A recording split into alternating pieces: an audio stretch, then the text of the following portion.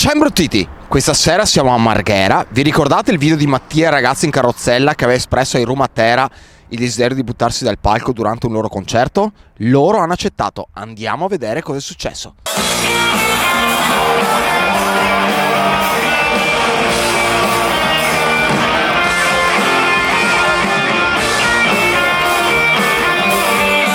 Vedete, Mattia aveva un desiderio con i suoi amici, voleva volare sulla jet, quindi... Ragazzi, questa è una cosa unica e ho bisogno di voi, ringrazio! Grazie! Auguri e vaffanculo! Auguri, auguri, auguri e vaffanculo! Auguri, auguri, auguri e vaffanculo!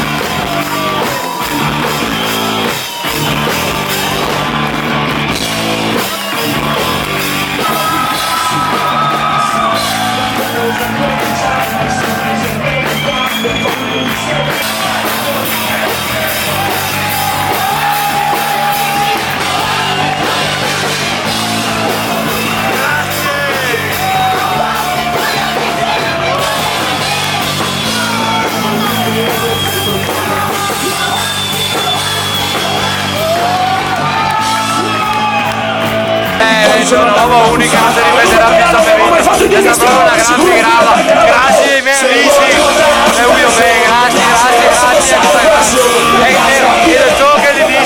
Ed è solo che l'inizio,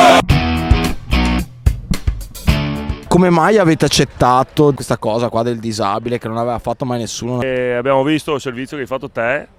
Sono un ragazzo con una grinta incredibile, era impossibile dirgli di no a una roba del genere. In verità io mi ero preoccupato, quando ho visto che ci hai taggato sul posto ho pensato adesso siamo ricchi, sto qua vuole soldi a noi, vuole romperci le palle come tu. Mi è venuta l'ansia, ho detto mamma mia adesso voglio soldi come tutti, invece era una bella cosa, complimenti anche a te che... Si pensa che magari bevendo qualche bicchiere si è più disinibiti. Ecco, fatelo, però portatevi un autista sobrio designato. Ti è piaciuta? Il bullo porta in auge il guidatore designato, ricordatevelo. Il 16 giugno a Asolo, festa bellissima da quello che mi hanno detto, mi ha detto Boris, ho detto Loris. Vi sia accesa. Quest'estate siamo in tour sempre e se venite noi vi diamo tanti bacetti.